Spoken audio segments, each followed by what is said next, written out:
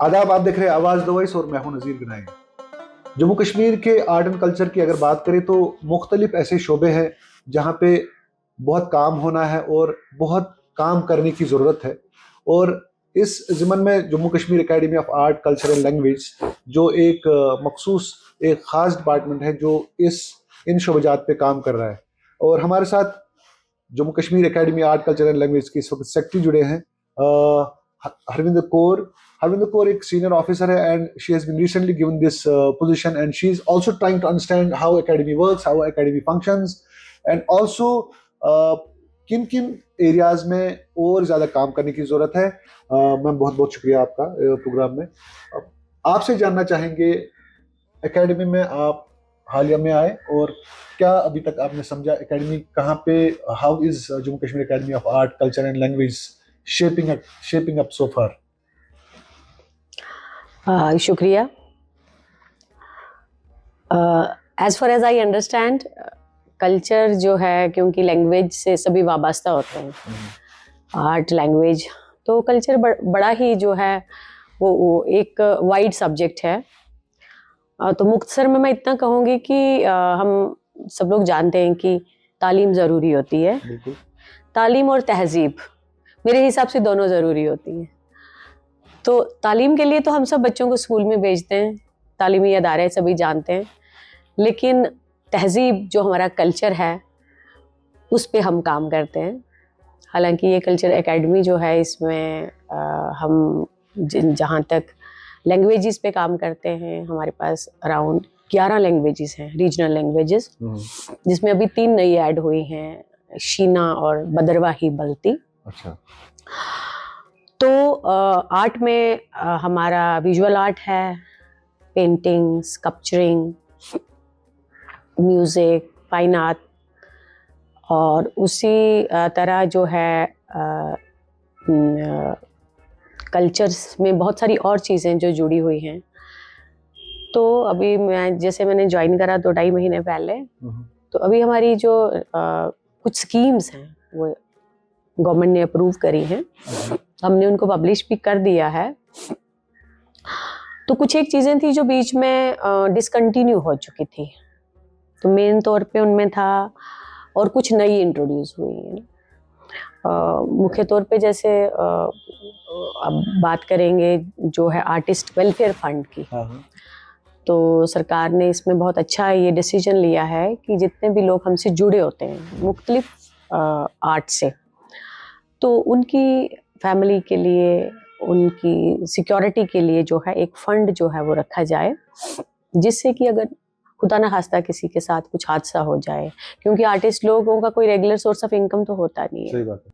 उसके लिए एक सिक्योरिटी रहे कि जब भी उसके साथ कुछ ऐसा हो जाए तो उसके बच्चों के लिए, उसके बाकी जो लोग सर्वाइवर्स हैं, उनको जो है फाइनेंशियल सपोर्ट किया जाए। तो ये स्कीम्स अभी आपने रीइंट्रोड्यूस करी है कि नहीं? ये तो जो सिक्योरिटी है, सिक्योरिटी वेलफेयर फंड जो है, ये फर्स्ट इनिशिएटिव है। उसके अलावा ऑलरेडी देखो स्कीम्स तो पहले से थी। जैसे एक स्कीम का मैं नाम लूंगी, गुरु शिष्य परंपरा। वो north zone culture centre Patiala ने 2004 में इंट्रोड्यूस करी थी, बट हमारे यहाँ अभी आई है कि हम भी इसको इंट्रोड्यूस करें, क्योंकि बहुत सारे हमारे पुराने लोग हैं जो कोई एक स्किल को आगे नेक्स्ट जनरेशन तक पहुंचा नहीं पाए।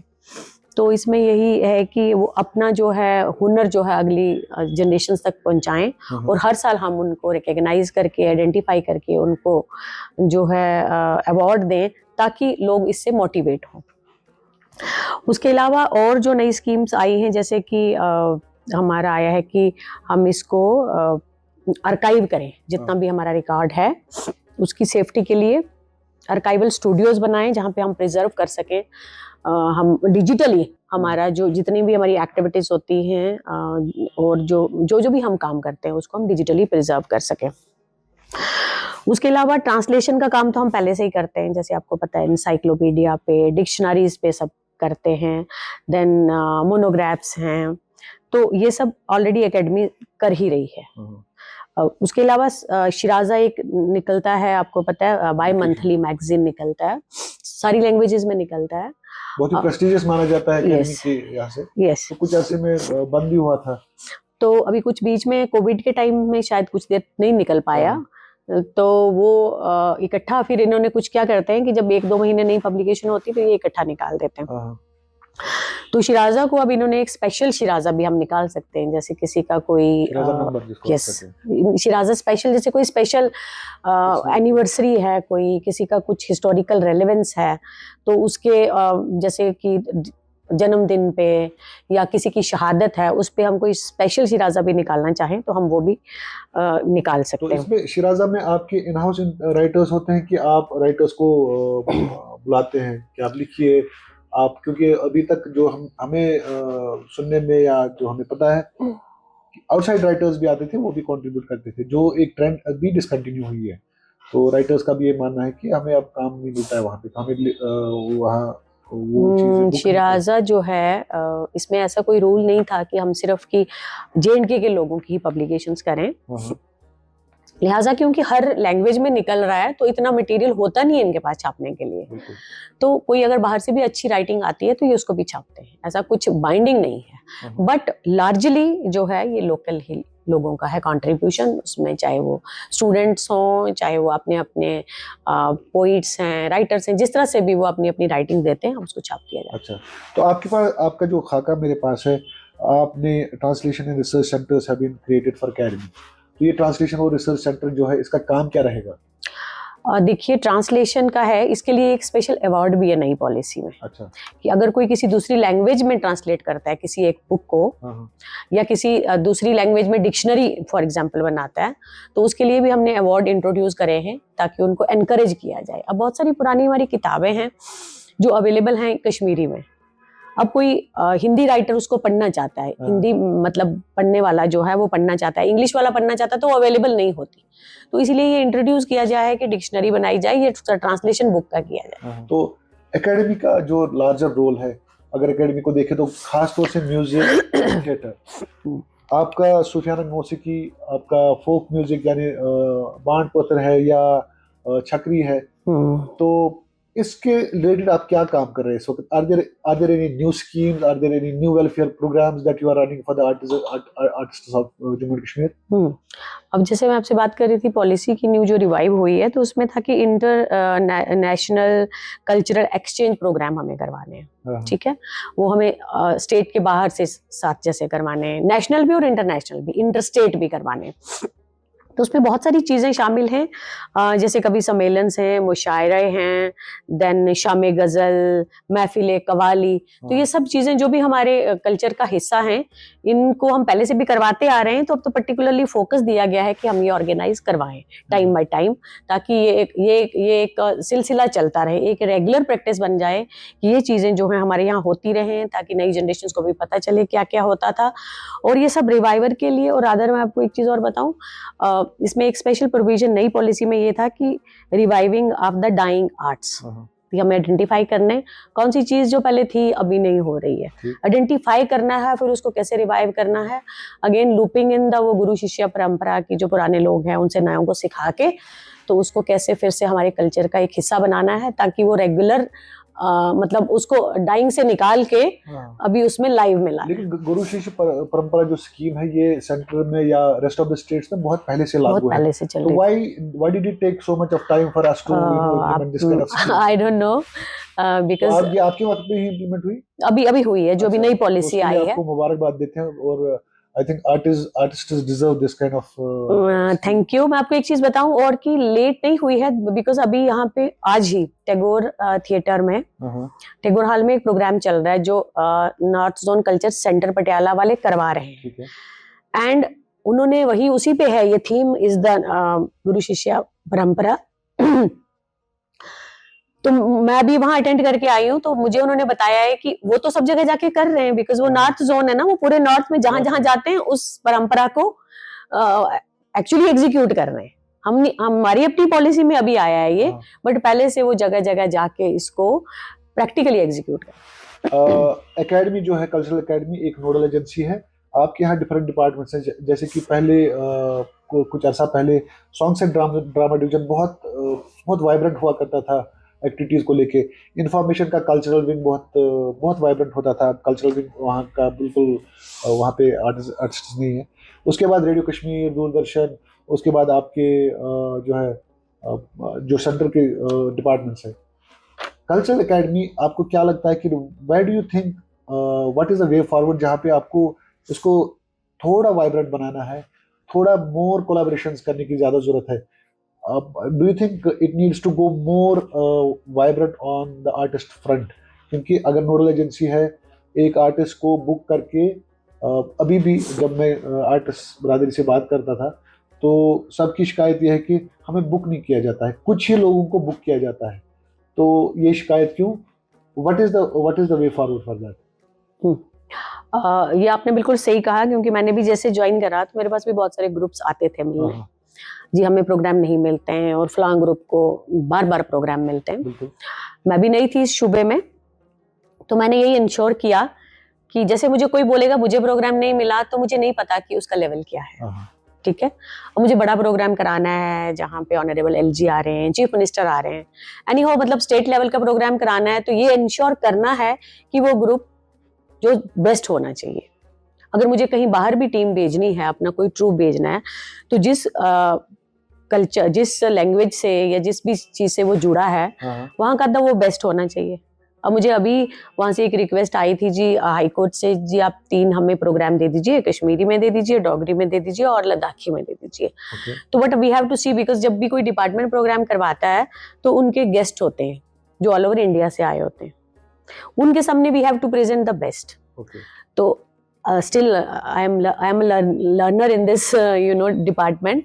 मैं भी देख रही हूँ, आइडेंटिफाई कर रही हूँ द बेस्ट ग्रुप्स को। ऑफ कोर्स हमें बेस्ट को ही भेजना है अच्छी जगह पे, बट कोई नेग्लेक्ट ना हो, अच्छा होने के बाद भी नेग्लेक्ट ना हो। हमने देखा कि सिंगर्स तो बहुत है लेकिन बजाने वाले बहुत कम है। आपके जो ट्रेडिशनल इंस्ट्रूमेंट्स हैं जैसे कि रबाब है, सारंगी है, सूफियाना मौसीकी में साजी कश्मीर है या सहतार है, तो ये इनको बजाने वाले अब आई थिंक ये लास्ट इस पे है, अब नए सीखने वाले नहीं है। तो क्या आप इक़दाम उठा रहे हैं कि अगर कुछ ऐसा स्कूल हो जहाँ पे आपके ऑफ टाइम में आप उनको सिखा सकते हैं, जो पहले हुआ करता था यहाँ पे, आपका जो music and fine art college था जो आपके अंडर था पहले, अब चूंकि वो यूनिवर्सिटी के अंडर गया है, तो एक ऑफ टाइम में जो हॉबीज होते थे वो सीखते थे वहाँ पे, तो उसको लेके क्या किया जा रहा है अभी एकेडमी से? पहले तो मैं डिसएग्री करूंगी आपकी बात से कि वो म्यूजिकल इंस्ट्रूमेंट बजाने वाले लोग नहीं हैं। अभी मैं देख के आई हूँ 2 प्रोग्राम जहाँ पे वो संतूर बजा रहे थे। अच्छा। वेरी मतलब अनकॉमन नाउअडेज, बट वो संतूर और वो सब अपने बाकी पुराने जो भी मतलब पर्टिकुलरली कश्मीरी इंस्ट्रूमेंट्स हैं वो बजा रहे थे वहाँ पे। आपने भी बताया कि institute of music and fine arts हमारे पास है ही, चाहे वो हमने यूनिवर्सिटी को दिया है, बट एक विंग है एकेडमी का और चल रहा है अभी भी, बच्चे वहाँ पे भी सीख रहे हैं जिसको सीखना है, इंस्ट्रूमेंटल, वोकल, जो भी उनके जितने भी आगे विंग्स हैं। उसके अलावा क्योंकि ये सारे जितने भी हमारे ग्रुप्स हैं यहाँ इससे जुड़े हुए म्यूजिक के शोबे से, उनके सबके प्राइवेट भी हैं जहाँ पे ये लोग सीखते हैं या बच्चे सीख रहे हैं इनके जाके, जो पार्ट टाइम की आप बात कर रहे हैं। क्योंकि एकेडमी का ऑलरेडी इंस्टीट्यूट है, तो हम ये नहीं सोचते कि हम इससे भी बाहर जाके एक अलग से मतलब पार्ट टाइम कोई सिखाना शुरू करें, क्योंकि हमारा वो डोमेन तो है नहीं। प्रॉपर एक यूनिवर्सिटी लेवल का यूजी एंड पीजी कोर्सेज करवाता है जो institute of music and fine arts है। कुछ एक पेरेंट्स का मुझे आया था रिक्वेस्ट कि हम बच्चे अपनों को थिएटर में डालना चाहते हैं या बच्चों का शौक है, तो क्योंकि नई पॉलिसी में भी है कि हम लोग इस तरह के प्ले प्रोडक्शन एकेडमी अपना करवाए, तो ये एक नया इनिशिएटिव है।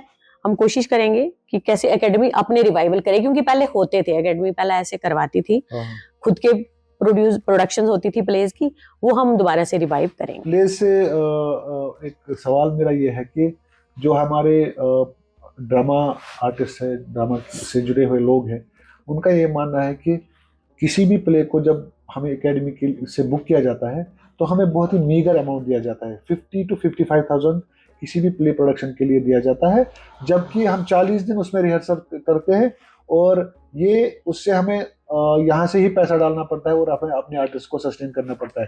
तो do you think there is a chance of revival of these rates और दीज आर्टिस्ट्स?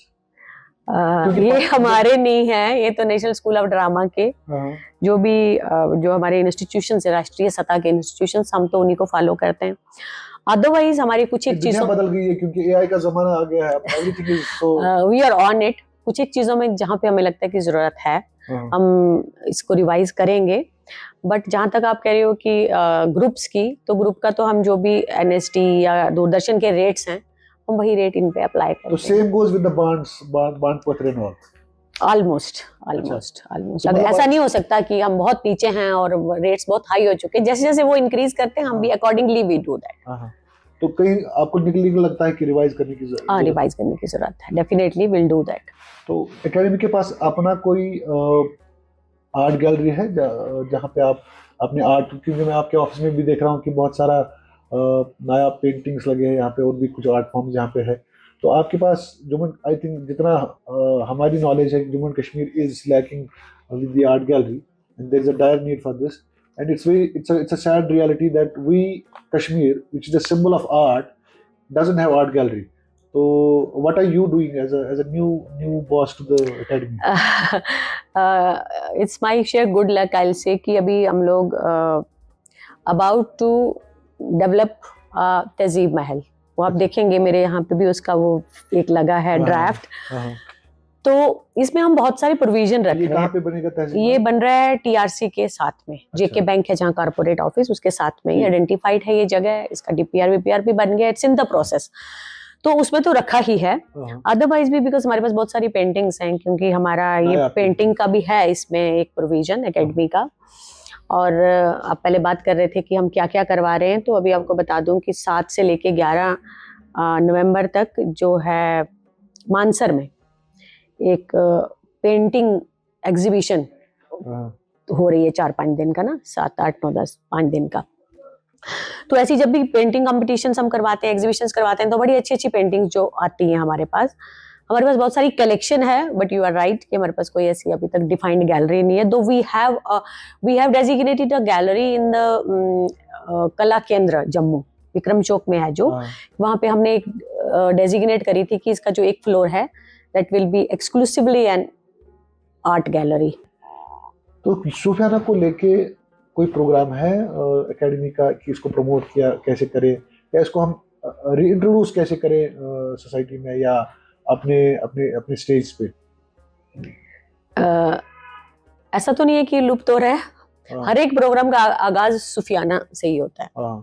को पता है जब भी कोई प्रोग्राम शुरू करते हैं पहली 1-2 आइटम्स हमेशा हम सूफियाना रखते हैं।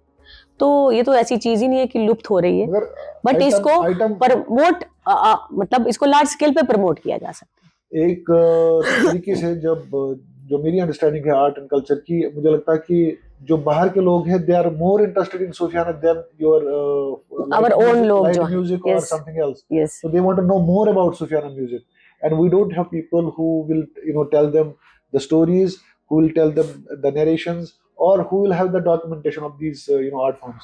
तो आखिर पर मेरा ये सवाल है, Jammu Kashmir lacks cultural policy. We don't have a comprehensive cultural policy जिसमें अगर हमारे रियासत का, हमारी यूनियन टेरिटरी का एक comprehensive cultural policy होता तो सारे आर्टिस्ट जो है उसमें कवर होते। तो ये कल्चरल पॉलिसी अभी तक क्यों मतलब नहीं की गई? पहले तो मैं आपकी पहली बात का जवाब दूंगी कि अभी कि हम लोग पॉलिसी पे मैं बाद में आती हूँ। कि हम लोग अभी जस्ट प्लान ही कर रहे थे। लास्ट टाइम यहाँ पे थिएटर का वर्कशॉप था, पता नहीं शायद आप उसमें थे कि नहीं।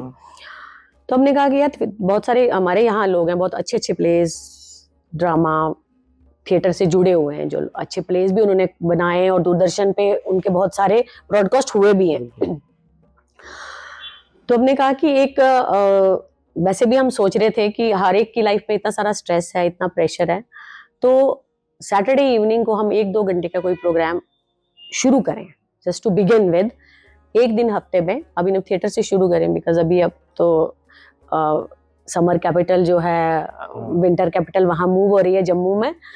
तो हमने कहा कि सब लोग वहीं होंगे तो हम वहीं से शुरुआत करते हैं कि हफ्ते में एक दिन इवनिंग में सबको, पहले तो हम स्पेशल इनविटेशंस भेजेंगे ऑफिसर्स को, सबको, सब लोग आए। एक तो अपने आप को थोड़ा सा लाइट फील Right. करेंगे, और फिर आहिस्ता आहिस्ता इसको एज ए एक रूटीन बन जाए कि हर किसी को पता होगी सैटरडे इवनिंग को अपने थिएटर में ये प्ले चल रहा है या कोई कुछ और एक्टिविटी चल रही है, कुछ भी हो रहा है। इसी तरह से हमारे पास यहाँ पे टैगोर हॉल है ही है, तो इसी तरह से यहाँ पे भी हो, यहाँ पे स्क्रीन लगी हो कि भाई अब इस सैटरडे कौन सी एक्टिविटी होने वाली है, और फिर ऑन डिमांड अगर 2 दिन हफ्ते में किया जाए, या जैसे हम देखें कि लोगों का कैसा रुझान है इस तरफ, तो वो एक शुरू किया जा सकता है ताकि लोगों को जोड़ा जाए। क्योंकि हमें ऐसे लगता है कि आज की डेट में जैसे बच्चे तो पहले टीवी और मोबाइल से हटते नहीं थे, तो फिर भी लेकिन कुछ लोग चाहते हैं, हम ये दोनों से तंग आ चुके हैं अब हम, क्योंकि अब सिनेमा देखने जाते थे, OTT आ गया, अब हम इससे तंग आ गए, अब हम कुछ चाहते हैं कुछ लाइव देखें। तो लोगों को भी इस तरफ लाने के लिए और बच्चों को इसके साथ जोड़ने के लिए ये हम इस पे काम कर रहे हैं अभी। जहाँ तक पॉलिसी, कल्चरल पॉलिसी की बात है, अभी कल्चरल पॉलिसी का ड्राफ्ट बन रहा है, 1-2 मीटिंग्स हो चुकी हैं, ऑलमोस्ट बन गया है, अब एक फाइनल और मीटिंग होनी है, बीच में असेंबली आ गई, तो उसके बाद ये कल्चरल पॉलिसी इशू हो जाएगी। तो स्टेक होल्डर्स को उसमें आपने एक्चुअली मैं 1-2 मीटिंग्स मैंने अटेंड करी है, उससे पहले ही ड्राफ्ट उसका बना था, मुझे नहीं पता कि वो किसने उसमें किस का इनपुट गया है, उसमें किसका नहीं गया है। कुछ एक सुझाव हमने रखे थे, तो उसके बाद फिर वो अभी it has not been yet finalised, but discussions हो चुकी हैं और ड्राफ्ट बना है। But it's on and we'll expect yes. So I think this is on a very positive note we are concluding this show, that Jammu Kashmir will have its own comprehensive cultural policy, and we hope that it addresses all the issues, pain points of the stakeholders. Arinder जी बहुत बहुत शुक्रिया, आप academy को और आगे बढ़ाएं, और and we wish you all the best to bring more vibrancy in this department. Thank you so much.